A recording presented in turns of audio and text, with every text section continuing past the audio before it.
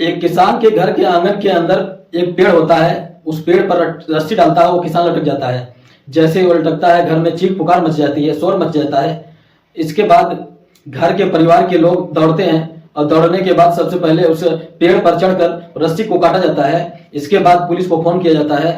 Police मौके पर आती है, उसे गिरफ्तार करती है। गिरफ्तार करने के बाद उस किसान को अपने साथ लेकर चली जाती है। अब इसके बाद यह मामला निचली अदालत में पहुंचता है। हाई कोर्ट, सुप्रीम कोर्ट, सभी जगह पहुंचता है, लेकिन सभी की अदालतें एक ही फैसला सुनाती है। और जो निचली अदालत का फैसला था कि इस व्यक्ति को तब तक फांसी के फंदे पर लटका कर रखा जाए जब तक इस व्यक्ति के प्राण न निकल जाए। अब उस व्यक्ति ने राष्ट्रपति के यहाँ अपील करता है, साहब मुझे क्षमा याचना दी जाए या मेरी सजा को कम कर दिया जाए। आखिरकार राष्ट्रपति ने पूरे मामले को सुना और सुनने के बाद कहा इस व्यक्ति को फांसी दी जानी चाहिए। बाकायदा इसकी तारीख बता दिया जाता है और तारीख होती है 8 अगस्त 2013। अब जैसे ही सेंट्रल जेल जबलपुर को यह सूचना मिलती है 8 अगस्त को उसको फांसी दी जानी है। 7 अगस्त वो पूरा इंतजाम कर लिया जाता है। जेल के अंदर पूरी तैयारी की जाती है। रस्सी कहाँ से मंगानी है, कौन जल्लाद होगा, कौन उसको फांसी देगा और कौन कौन यहाँ पर डॉक्टर मौजूद रहेंगे और कौन, ये सबकी पूरी तैयारी शुरू हो जाती है। पूरा दिन इस पर रिहर्सल चलता रहता है। अब जेल के अंदर जितने भी कैदी मौजूद होते हैं, हर कैदी की जुबान पर एक ही बात थी कि कल सुबह को उस किसान को, उस व्यक्ति को फांसी दी जानी है। लेकिन रात के 11:30 बजे के आसपास एक संदेश आता है, अभी फिलहाल इस व्यक्ति की फांसी की सजा को रोका जा रहा है। जब तक का अगला आदेश नहीं आ जाएगा तब तक इस व्यक्ति को फांसी के फंदे पर न चढ़ाया जाए। आखिरकार कौन था वो किसान जिसको फांसी दी जा रही थी? आखिरकार उसने क्या जुर्म कर दिया था? निचली अदालत से लेकर राष्ट्रपति तक उसके सजा को माफ करने के लिए तैयार ही नहीं थे। कौन था वो व्यक्ति? आज की कहानी के माध्यम से उस व्यक्ति की जानने की, समझने की कोशिश करेंगे। नमस्ते, प्रणाम, हर हर महादेव। मैं ओम प्रकाश पाल। आज की जो सच्ची घटना मैं आपको सुनाने जा रहा हूँ, ये सच्ची घटना है मध्य प्रदेश का एक जिला है सीहोर, और सीहोर जिले का एक थाना लगता है इच्छावर थाना क्षेत्र का गांव है कनेरिया। दरअसल गांव का ही ये किसान होता है और किसान के 4 बेटे होते हैं। और जो चारों बेटे होते हैं उनका नाम कुछ इस तरह से होता है। सबसे बड़े वाले बेटे का नाम छगन लाल होता है, दूसरे का नाम मगन लाल होता है, तीसरे का नाम जगन लाल होता है और चौथे का नाम अगन लाल होता है। छगन, मगन, जगन, अगन, दरअसल ये 4 बेटे होते हैं और 4 बेटों में से दूसरे नंबर का जो बेटा होता है जिसका नाम मगन लाल होता है, मगन लाल गांव में ही रहता था। उसका एक पक्का घर होता है, पास में आंगन है, पेड़ है, सब कुछ है उसके पास। साथ ही उसके पास 2 बेबियां भी है, 5 उसके बेटियां भी होती हैं। अब उस व्यक्ति के पास थोड़ी सी जमीन थी। थोड़ी सी जमीन को गांव के ही एक व्यक्ति जिसका नाम होता है रामलाल, उस रामलाल से बात करता है। मई 2010 का ये बात है। उससे कहता है कि रामलाल, हम अपनी जमीन है उसे बेचना चाहते हैं।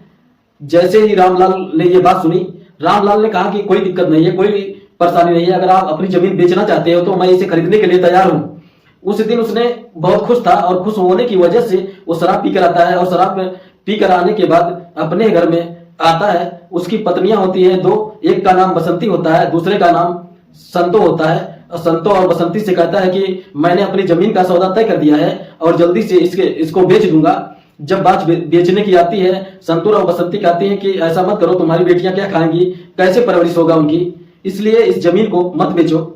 जब उसने कहा कि जिद कर ली कि मैं जमीन बेचूंगा ही बेचूंगा, तभी उन दोनों पत्नियां जाती हैं जेठ और देवरों के पास, कहती हैं कि तुम्हारे भाई का दिमाग खराब हो गया है, वो जमीन बेचना चाहता है। जैसे बड़े भाई छोटे भाइयों में ये बात पता चलती है, उन्होंने आकर समझाया, भाई जमीन बेचना सही नहीं है।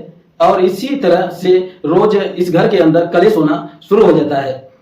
कलेश कुछ इस तरह से होने लगता है कि ये जमीन बेचने की बात करता था मगनलाल, और बाकी जो इसके भाई होते हैं, इसकी पत्नी होती हैं, वो मना करते थे। अब रोज का रोज कलेश होता था और डेली अपने घर से निकल जाया करती थी मजदूरी करने के लिए। और इसी तरह से वक्त आगे बढ़ने लगता है। 10-11 जून 2010 की वो रात की बात है जब 5 बेटियों ने और जो उसकी पत्नी होती हैं उन्होंने तो खाना खा लिया। जब उसके पास खाना लेकर पहुंचे थे, उसने उस खाने को गुस्से में फेंक दिया। उसने कहा कि मुझे खाना नहीं खाना है और मैं खाना किसी भी कीमत पर नहीं खाऊंगा, जो कि उसके घर में उसी की ही मनमानी नहीं चल रही थी। बाकी सब के सब लोग उस पर मनमानी दिखा रहे थे। अब उसने पूरी रात खाना नहीं खाया, आराम से वो सो जाता है। हालांकि उसे भूखे पेट नींद नहीं आती। अगला दिन निकलता है और दिन निकलने के बाद खाना बनाया जाता है। दोनों ही पत्नियां खाना बना रही थी, दूसरा खाना उसके पास लेकर जाती हैं, खाना खा लो, तुमने रात में भी खाना नहीं खाया। वो कहता है कि मैं खाना नहीं खाऊंगा। जब ऐसी बात थी तो कुल मिलाकर खाना उसके पास रख दिया जाता है, इस खाने को खा लेना। उसने खाना उठाया और इधर से उधर टहलना शुरू कर देता है। वो दोनों पत्नियां कहती हैं कि इनका तो रोज का नाटक है, शराब पीते हैं, उसके बाद घर आते हैं, बस एक ही नाटक है इनकी, बस जमीन बेचनी है। जमीन तो बिकेगी नहीं, क्योंकि बच्चों की परवरिश कैसे होगी, घर कैसे चलेगा, जमीन में थोड़ी बहुत आमदनी हो जाती है। और इतनी बात कहकर वो दोनों महिलाएं घर से निकल जाती हैं मजदूरी करने के लिए, और घर के पास में ही कुछ फासले से मजदूरी करने के लिए चली जाती हैं। अब वो व्यक्ति दिन भर गुस्से में अपने घर में पड़े रहता है। शाम के 5 बज जाते हैं, और 5 बज जाते हैं जो बेटियां होती हैं, बेटियां सबसे बड़ी वाली बेटी होती है जिसकी उम्र 6 साल होती है, नाम लीला होता है। दूसरा बेटी सविता जिसकी उम्र 7 साल होती है। तीसरी बेटी आरती जिसकी उम्र 4 साल होती है। और चौथी बेटी फूल कवर जिसकी उम्र 2 साल होती है। और 5वीं बेटी जमुना जिसकी 1 साल के आसपास उम्र होती है। अब ये व्यक्ति को गुस्से में था मगन लाल, वो बाहर बच्चे खेल रहे थे और बच्चों से कहता है कि चलो घर चलो, और सुबह से लेकर बाहर घूमते रहते हो। तभी लीला ने उस छोटी वाली बेटी जमुना को गोद में लिया और घर के अंदर आने लगती है। घर के अंदर जैसे ही बेटियां आती हैं और आने के बाद दरवाजा बंद कर लिया जाता है, और दरवाजा बंद करने के बाद वो इधर उधर घूमता है। और घूमने के बाद उसने घर के अंदर रखी हुई कुल्हाड़ी लेता है, और कुल्हाड़ी लेने के बाद वो कहता है कि तुम्हारी वजह से मैं जमीन नहीं बेच पा रहा हूं, और इसलिए इतना गुस्से में आता है कि सबसे वाली छोटी वाली बेटी की गर्दन काट देता है। उसको कुल्हाड़ी से एक ही बार में उस की बेटी मर जाती है। फिर वो दूसरी बेटी को मारता है, तीसरी बेटी को मारता है, और चौथी को मारता है। और इसी तरह से लगातार शोर मचा रहा था, चीख पुकार मच रही थी। लड़कियां जितनी जोर से चीख सकती थी, रो सकती थी, वो रो रही थी। दरवाजा बंद था, और इसी बीच में उनकी पत्नियों तक आवाज पहुंचती है कि तुम्हारे घर में बच्चे बहुत जोर जोर से रो रहे हैं। पास में वो काम कर रही थी और दौड़ते हुए पहुंचती हैं। उन्होंने जो विंडो के अंदर जंगले से झांक कर देखा तो उसके पति लगातार कुल्हाड़ी चला रहा था, अपनी ही बेटियों को मार रहा था, और जो अंत में एक बच्ची बचती है उसको भी काट दिया, उसको भी मार दिया। जब मार देता है तो उसके बाद वो जोर जोर से चीखना चिल्लाना, और इसके बाद उन दोनों पत्नियों को चीखने चिल्लाने की आवाजें सुनने के बाद आसपास के लोग भी वहां आ जाते हैं, और साथ ही जो उसका भाई होते हैं बड़े छगन जगन, ये भी मौके पर आ जाते हैं। इसी बीच में इसने अपना घर का दरवाजा खोला, और दरवाजा खोलने के बाद उस हाथ में कुल्हाड़ी लगी हुई थी, कभी इधर दौड़ रहा है कभी उधर दौड़ रहा है, समझ नहीं पा रहा था कि तभी वो दोनों पत्नियों ने जब बच्चों के पास जाने की कोशिश की, उसने अपनी पत्नियों पर भी हमला करने की कोशिश की। आखिरकार वो वहां से भाग जाती हैं डर की वजह से, क्योंकि वो 5 हत्याएं कर चुका था। 5 हत्या होने के बाद उसका आसपास आने की किसी की हिम्मत नहीं पड़ रही थी। तभी उस व्यक्ति ने अपने घर के अंदर से रस्सी निकालता है, और घर के ही आंगन में उसके एक सागवान का पेड़ होता है, और सागवान के पेड़ पर रस्सी डालता है, और रस्सी डालने के बाद उस पर वो लटक जाता है। यानी कि वो अपनी जिंदगी की लीला को खत्म करना चाहता था, और इस दृश्य को गांव के लोग देख रहे थे। तभी उसका बड़ा भाई जितना जल्दी हो सकता था उतने ही जल्दी वो पेड़ पर चढ़ता है, और पेड़ पर चढ़ने के बाद उस रस्सी को काट देता है। और जैसे ही रस्सी कटने के बाद वो गिरता है, तब उसकी हालत उस वक्त ऐसी नहीं थी कि वो विरोध करने की स्थिति में होता। तभी वो गांव वालों से कहता कि भाई जितनी जल्दी हो सके इसको बांध दो, यानी कि उसी पेड़ से उसको बांध दिया जाता है। और बांधने के बाद ताकि वो कुछ ऐसा गलत कदम न उठा सके कि जिससे क्या किसी और को हानि पहुंचे या वो खुद को हानि पहुंचे। तभी सरपंच होते हैं, सरपंच के पति राधे श्याम, उनको सूचना दी जाती है। इस तरह से जो मदन लाल है इस घटना को अंजाम दे दिया है। अब वो सरपंच के पति राधे श्याम जो नजदीकी पुलिस स्टेशन होता है इच्छावर, वहां पर एसएचओ होते हैं बीके जैन, उनको सूचना देते हैं कि जितनी जल्दी हो सके साहब जल्दी से आ जाइए, क्योंकि यहाँ पर इस तरह से बड़ी वारदात हो चुकी है। और बड़ी वारदात की सूचना पाकर बीके जैन मौके पर पहुंचते हैं, उस व्यक्ति को हिरासत में लेते हैं, और हिरासत में लेने के बाद उसको जेल भेज देते हैं।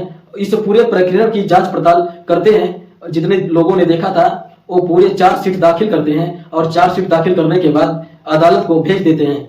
जैसे ही चार्जशीट दाखिल होती है, अदालत में सुनवाई होती है। सुनवाई के दौरान जो निचली अदालत होती है 3 फरवरी 2011 को इस मामले की पूरी संज्ञान लेने के बाद, सुनने के बाद अदालत की जो वकील थे, दोनों की सुनने के बाद अदालत इस नतीजे पर पहुंचती है, इस व्यक्ति को तब तक फांसी के फंदे पर लटका कर रखा जाए जब तक इस व्यक्ति के प्राण न निकल जाए।